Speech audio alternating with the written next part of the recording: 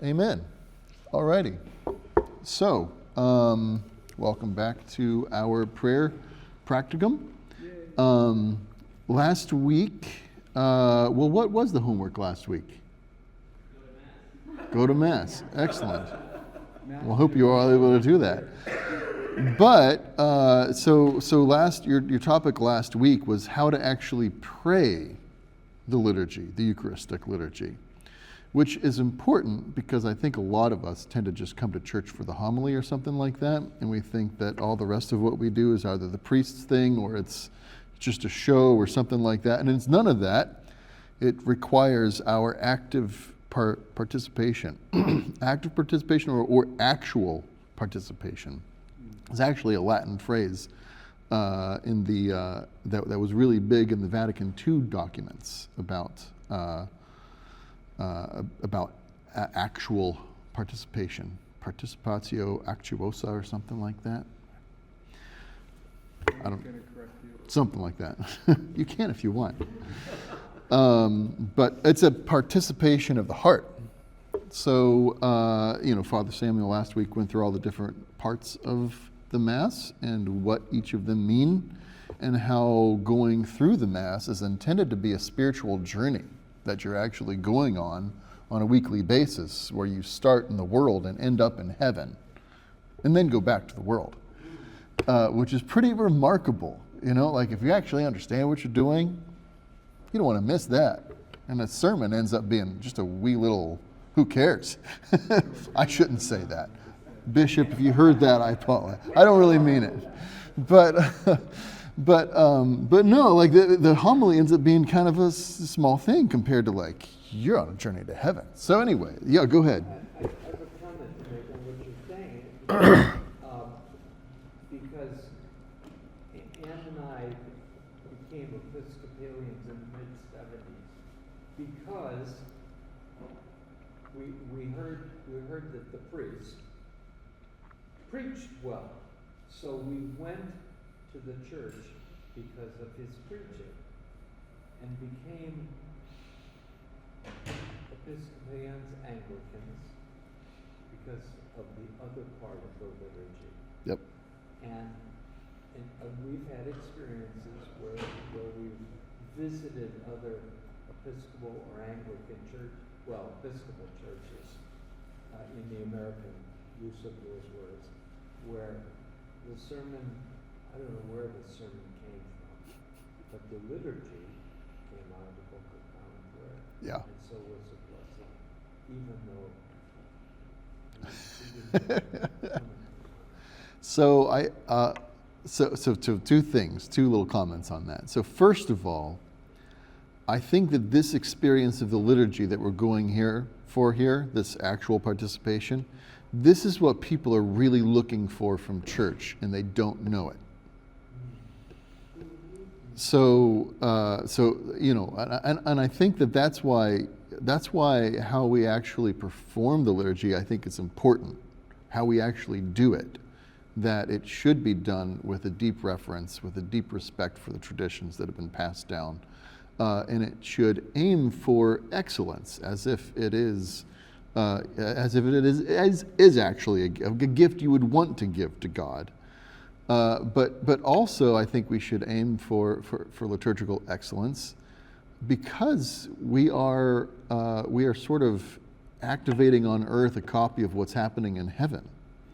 And so, if what we're doing here is solemn and reverent and moving, then I think it helps us to connect. It helps us to bridge that gap between the two. That's right, on earth as it is in heaven. So that encapsulates so much of what we do as Christians. My introduction to all of this was years ago. Went to the Congregational Church up in Hamilton, and Harold Fusell he was a Congregational church, but he was sort of a closet Anglican, and so some of the stuff started to float up, and I think eventually got into some theological difficulties with those that were in that area. And then fast forward a couple of years, the first time I went to Christ Church was the first time Jürgen actually preached there. And Jürgen did a sermon basically on Mary. And I was listening like this, because I'm coming from Sola Scriptura. I'm like, Mary's off limits, you can't talk about her. And I'm listening, I'm like, there's nothing extra biblical that he said. It was all about obedience and all this kind of stuff. And I'm like, wait, I didn't really understand that. And then, I ended up landing in Christ Church, and my first real experience of what you're talking about was going up to the rail during the Eucharist and understanding the concept of joining together with all those who've been with Christ, who've come before us. Yep. Those that are with us right now, and those that are yet to come. Yeah. And so the concept of sort of the cloud of witnesses Yep. became very clear in my mind. That was the first time that I'd ever Yep.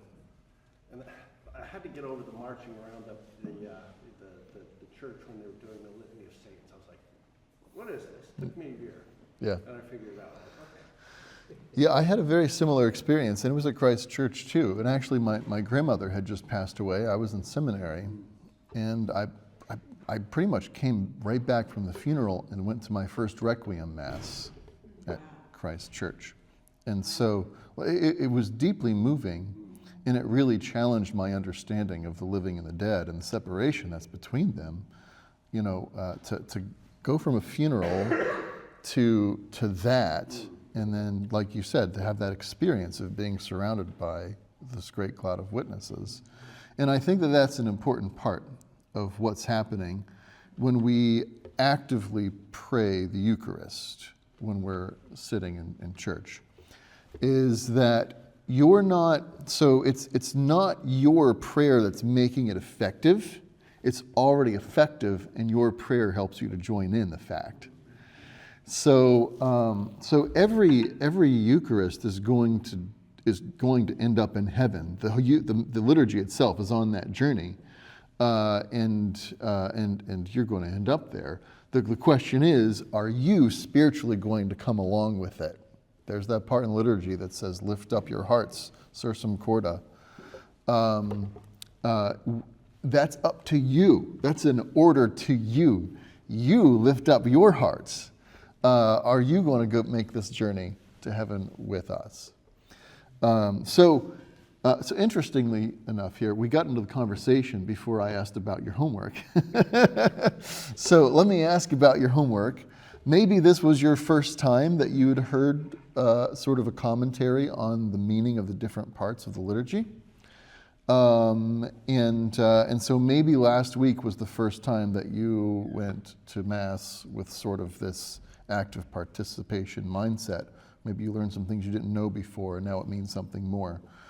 Or maybe you've already been doing this for years, and maybe last week just sort of opened up some new possibilities for you. So, anyways, how did your homework go? How did it impact the way that you experienced church?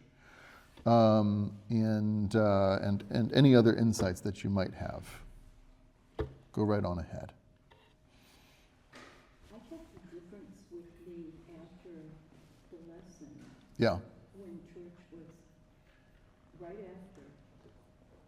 And I felt like, yeah, this is really working. This is really helping. Yep. I couldn't describe it, but it was more like holy to me. Yeah. And I think that's the difference that is made when you actively and consciously and knowingly bring yourself to the action. And this is something that we have to do anytime we pray, especially liturgical prayer. Have you ever noticed how many people, I run into Roman Catholics all the time, who go to Mass their whole life and they're like, it's so boring. They sing the same songs and this and that and the other. And I'm thinking to myself, are you crazy? It's my favorite part of every week. Yeah. And you got to ask yourself, what's the difference? Because so many people just go to the liturgy and they end up, humdrum, lukewarm Christians, and it just doesn't seem to have an effect. Whereas, in my life, it has a huge effect. I would fall apart without it. So, the question is, what's the difference there? The difference is active participation. The difference is knowing and understanding what's happening and choosing to take part in it, choosing to go on the journey yourself. And just knowing and actively choosing to do that is an important part of it, very important part of it. We talked about mindfulness in past weeks and like being mindful of Yeah. things, and I feel like that comes into play so much with the liturgy. It's the focus and intention, not allowing your mind to wander while your body goes through the motions, but Yep. sort of focusing that intentionality on, really processing and living through the words as you say them. I think that's such a huge thing. I have friends, a Yep. good friend that was raised Roman Catholic, and it's very like, has rejected that, and she can say so many of the prayers. Yep. Because she was raised in the church, and she's like, oh, but I hate it. And I was like, oh, but listen to what you're saying, because she's still a believer, Yeah. But she's just in a very different church setting. Yeah. But I think just having grown up seeing it as just this rote thing, she has lost the value for it. It's so sad. It is. Yeah. You're right. All of these different forms of prayer are so interrelated, and I've said this in this class before, but we're introducing all these different forms of prayer as separate and different forms of prayer, so you can learn them independently on your own. But in real life Christian practice, they all mix together, and the better you get at one, the better you'll get at another, because you can bring the lessons of the focus and just this learning to be present that you learn with some of the more contemplative forms of prayer, or also Lectio Divina. Knowing Lectio Divina can have a huge impact on how you go to Mass. So that's a big, they all intermingle and interweave, and the better you get at one, the more it affects the other. And the breathing, it all ends up working together. Said that it's how going from the head to the heart, that it's the science of moving your heart to God. Presbyterians bend their head, Catholics bend their knees, but breathing helps me be alive and in the moment. It's like learning the full body posture of prayer, Mm. not just Yeah. in your physical body, but in your internal self. Yeah, yeah, and I like that the full body posture, but the internal self, because the more you do these things, the more you realize the internal self, the soul, has postures, and physical posture helps, but by participating in the physicality of the liturgical prayer, it's through that physicality that you become aware of the inner prayer and of the spiritual position of the soul.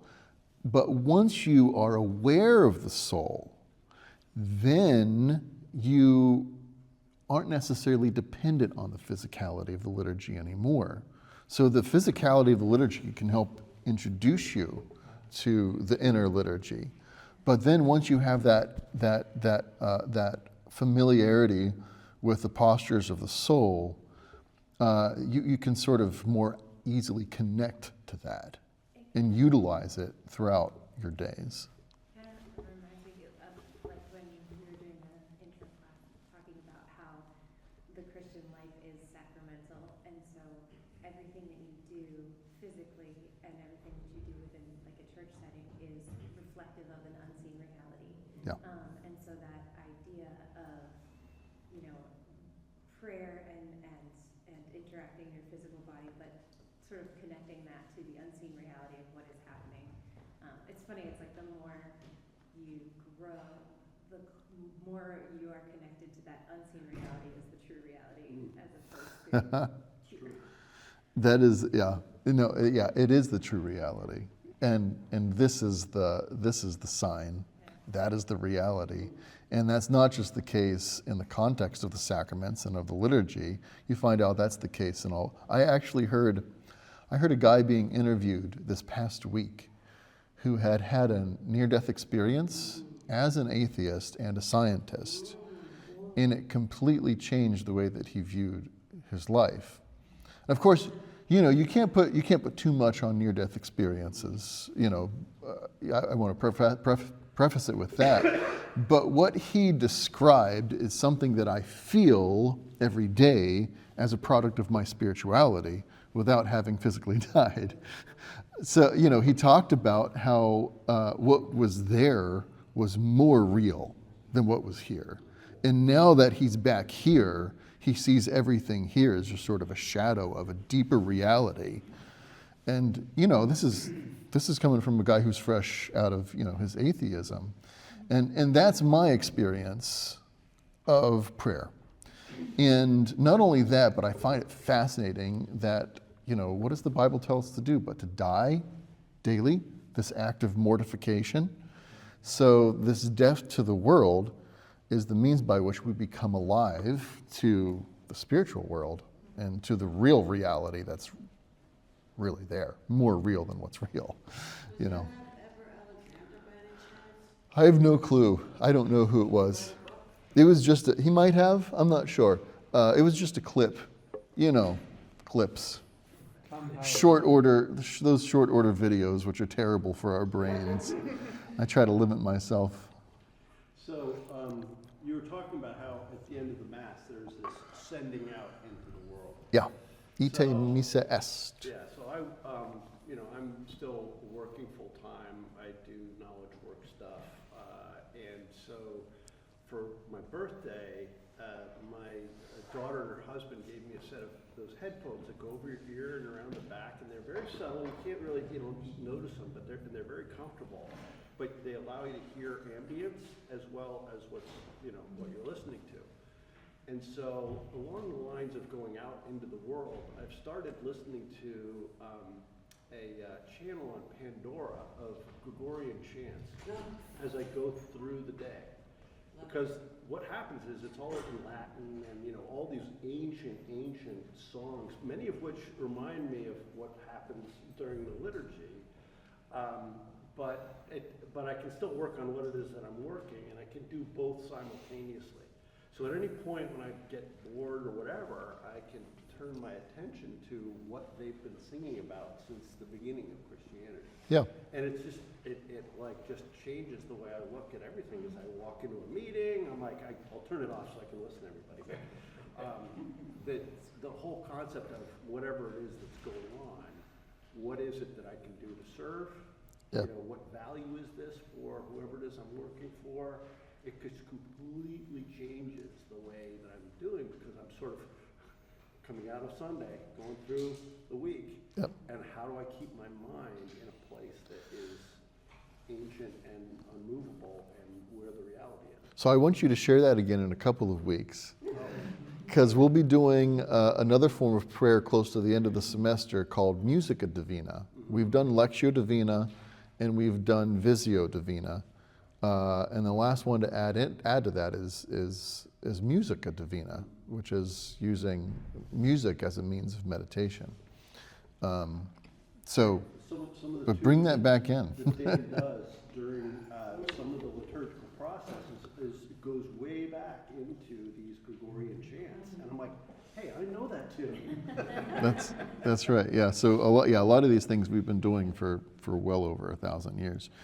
And actually there was a form of chant. This is getting off topic. Forgive me. But before Gregorian chant, there was plain chant. And we do all the same plain chants. Those chants have probably been done since the very beginning of Christianity. And actually, I've been told that the Sursum Corda, the Lord be with you, and lift up your hearts, all that. Supposedly, that comes from the ancient Jewish temple liturgy.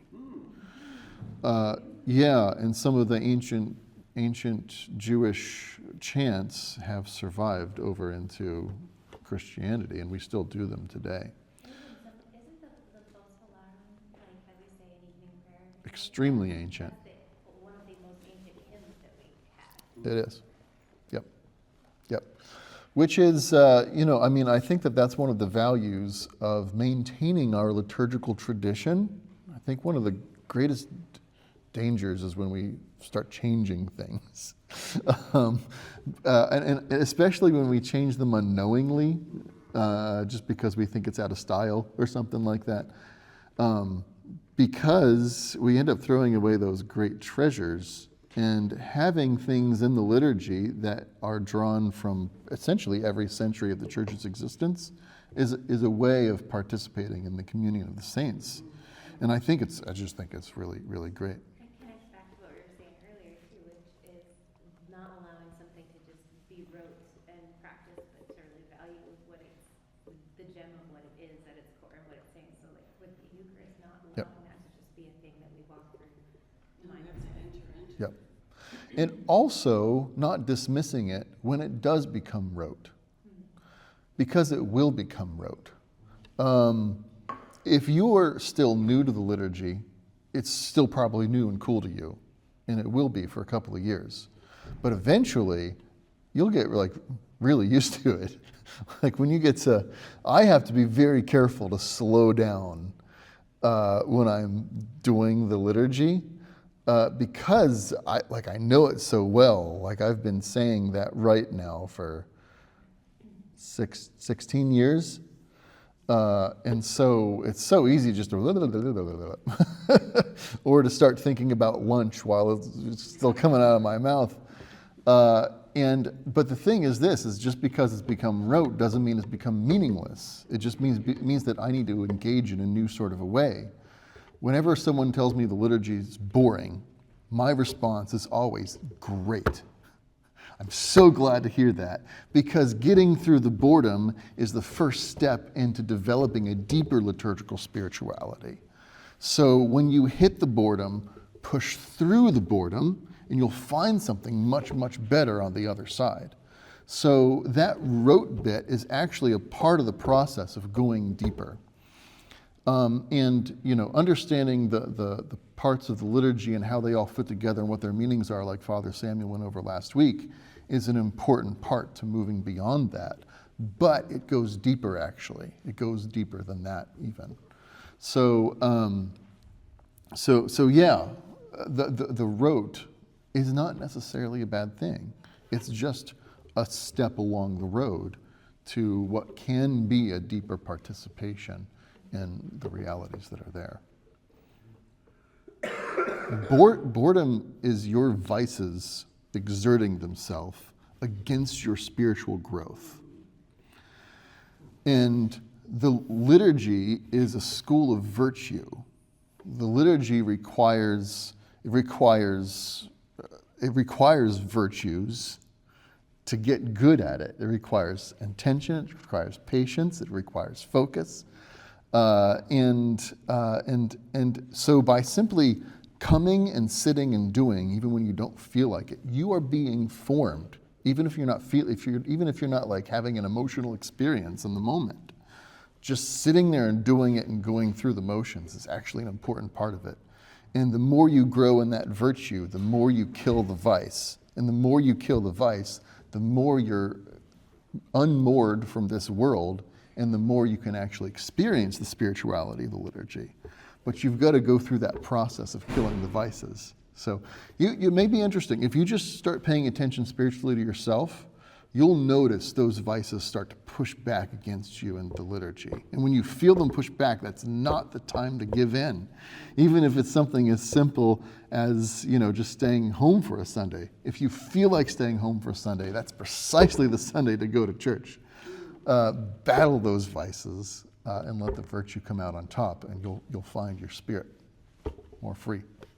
That's why the Wednesday abbreviated Mass, even though we Yeah. quickly through it seems essential. Oh, yeah. Terry's talking about every Wednesday we have a noonday Mass in the chapel. It's just a very brief one, designed so that it fits in a lunch break. So it only takes about 20, 25 minutes. And those are my favorites, actually. Always have been. I remember going to the 6 a.m. Mass at Christ Church when I was in seminary with Father Elias. And it was just always small and intimate and really personal and focused and with none of the distractions. And I really learned to love it. And actually most of, you people don't realize this, but most of the masses that Father Samuel and I do are small chapel masses with just a couple of people. That's the vast majority, that gets the majority of what we actually do throughout the year. There are more masses in there than there are in the big church. So you're all more than welcome to join us for any of them. I think that they're all wonderful, and it provides you with a different sort of way of interacting with the liturgy when it's so quiet and essential and focused like that. I think it's really wonderful. We need to move on to the next thing.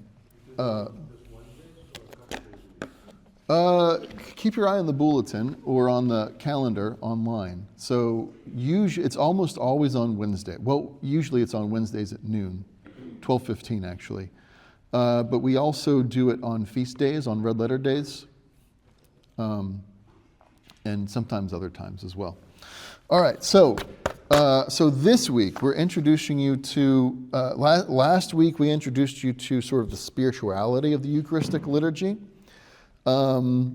And now that you understand the spirituality of the Eucharistic liturgy, it's time to expand out from there. And I wanted to make sure that we introduce you to this particular form of prayer, which is called spiritual communion. Because it's an excellent thing. Sometimes you go on vacation, you can't find an Anglican church or whatever, or maybe you would like to go to the 12:15 liturgy, but you just can't make it because of work or travel or whatever.